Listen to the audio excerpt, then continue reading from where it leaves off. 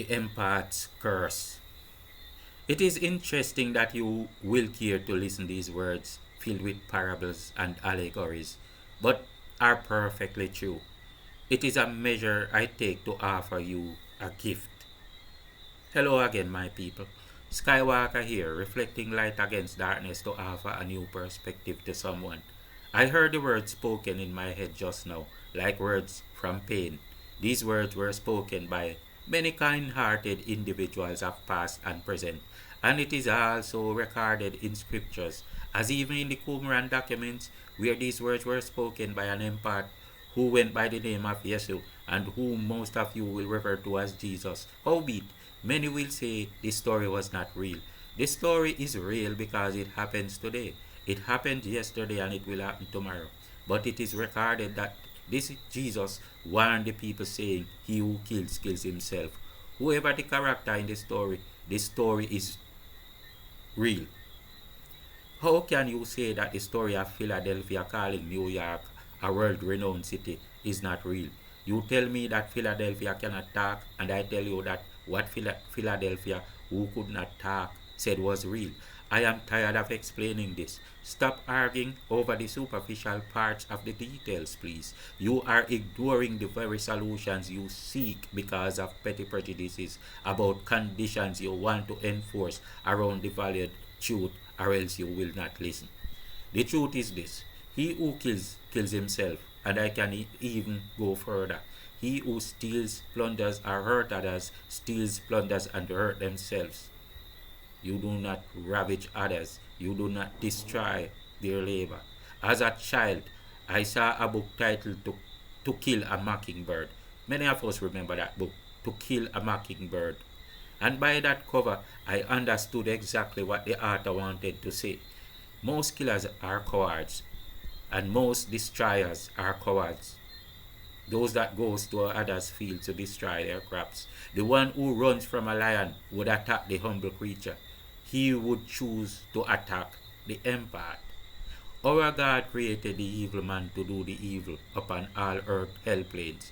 He will prosper for the length of his days, and sometime he will not. But he will pay, and it will not be worth it as far as he is concerned. Again, he offers the empath to be that utility which separates the wheat from the tares. This is a secret about the empath's curse. I was thinking, and I do not know why I was so drawn to share it. The empath is first to be attacked and sacrificed. The empath is the one who will never attack, never plunder, never sacrifice friend or foe. Therefore, one reason that it is his lot, or one reasons a person thinks that this is the lot of an empath, a curse on him to be attacked and exploited. But why do empaths hardly ever have children? Or if they do, it might be at an older age. This is also a secret of the empath's curse, or what you think is an empath's curse. Time and one lifetime. Time and one lifetime has no effect upon the consciousness of empaths. Empaths observe eternity from past to future to present. He has no confusion about life and death. He always lives in the afterlife. Just like tomorrow never comes before, it is always today. No matter what, tomorrow never comes. Sometimes, if his earth mission is over in that lifetime, he might concentrate on mundane work. Most people wonder why he gives up so much, the financial wealth and power he could possess for things that do not need to concern him. Yet, the answer contradicts the value of the question. The same thing you say he gives up is part of what he works for. He works for higher treasures, and part of the future is the afterlife. But most of us only see the future in a limited space of one lifetime. Part of the future is the afterlife, and it's perpetual. He understands the way of storing up treasures in heaven. He knows how to keep his seed in him for intelligent reasons. Anyone who has a perfect view of past, present, and future can prepare for the future without being confused by a notion of death. The empath can make plans for after his next day of resurrection to life, and it will seem quite natural to him. People love to attack those that will not attack them, and by this, God uses the empath to separate the wheat from the tares. They will choose themselves. There is always the peasant upon a hell plane, right? And the wretch or the vagabond will choose himself in this lifetime to be that person by his character and by his own action against God himself. So it's no raffle. It's not God choosing a good person to be a vagabond in a afterlife. It's no raffle. It's a person choosing himself. Most persons were chosen because of their attacks upon the empath. He will be given the tools by which he may attack, so that he must choose to attack or not to attack. If her money is showing in her purse, would you steal it and prove who you are? Or will you say you were set up? Why were you set up? The empath's life is painful, but the boxer's life is painful too. Ask Mike Tyson. Sometimes the end justifies the means. God chooses those that choose themselves as the evil men, and he chooses those that choose themselves as the just. This is why the empath was never born with an advantage. He was chosen from among those with the same challenges of prejudice, hate, and aggressive tongues. He was wading in the crap just like everyone else, but he chose to rise. Those that were born in the dark but had to decide whether to do the, the hard deal of choosing light in its entire form. He chooses something that he knows will cause pain, but he understands that no one had right to cause him pain. In that truth, he knows are his treasures. Every blow upon the empath becomes 1,000 treasures. Someone will pay. There is the flip side to the curse of the empath. Inwards, the attack comes to him, and you will be distracted to see it as a curse, but it was a blessing to him. During these attacks, he becomes wise to his powers. His eyes are open to the spirit realm. He comes face to face with his eternal being, and all memories, power, and glory comes to him. He has power to destroy, but yet he suffers in silence and lays not a finger against his attackers, for he must protect his treasures, and he cannot absolve them of his treasures that they will repay. When a fool attacks a lion, his stupidity alone pays his debt immediately.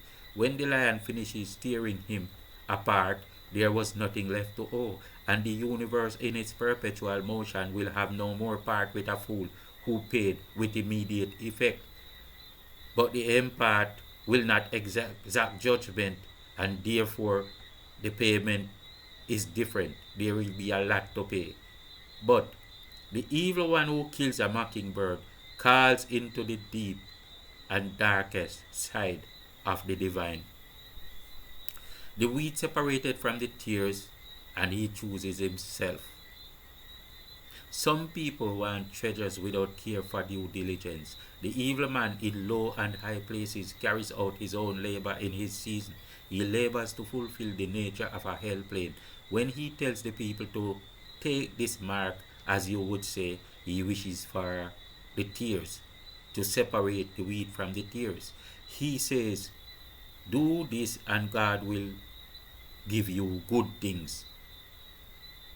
And the greedy man proves himself to be evil. He is taken as the peasant for judgment in the new hell plane. When the evil man says, take this mark, the righteous stays steadfast in his integrity and will never do what will not seem right, but he will suffer. Like Usain Bolt preparing for Beijing, storing up treasures in heaven. Only the earthly treasures are easy to attain. The difference is always a simple choice with bitter undertones. Here is something that I want you to observe and prove for yourself. All those that lay blows on the empath will only last for a time. They will only last for a time. Some will live in abundance for a while, but all will suffer much pain before they leave, and they will live in pain. The attackers will be confused into laboring for possessions, working hard, hustling for possessions for his posterity all day, every day, without remembering to labor to create the useful character in his posterity. He will do like he is taking off the car tires to sell. He will be like taking off the car tires to sell to buy a beautiful paint job for the car. Observe it, and it will happen all the time, because he will be blind to the wisdom. He will be given that reprobate mindset, hustling, and thinking he's gaining possession and it will fix everything. Some will become the evil he was, that some of his children will become the evil he was, and some will simply fail to develop the faculty to produce in this life. Someone has to pay for wealth that was taken. Someone has to pay for wealth that was taken, whether they were looted, exploited, or the things were destroyed or diverted. And a thousandfold shall be paid, but it will only multiply. The debt will only multiply. His hard labor will be wasted. The wicked man's labor will be wasted, and he will die seeing the futility of all his labor. Or after he dies, his labor will disappear and his legacy destroyed, but he will have seen all the signs before he passes. Why will these things occur? Someone has to pay. In every reality, the effect and the cause are equal forces. So if you step forward from a boat, you do an equal pushback against it. And since the personnel are needed for the helplane, someone has to choose himself. It's not a raffle thing. The evil man's legacy was made to repay for the stolen treasures of the empath. He will labor by his legacy, and he will labor hard to fulfill the unsurmountable payment or repayment for an attack against God. For an attack against God. For his attack against God in the vessel of the empath. But who would ever understand this sin of killing the mockingbird? Peace out.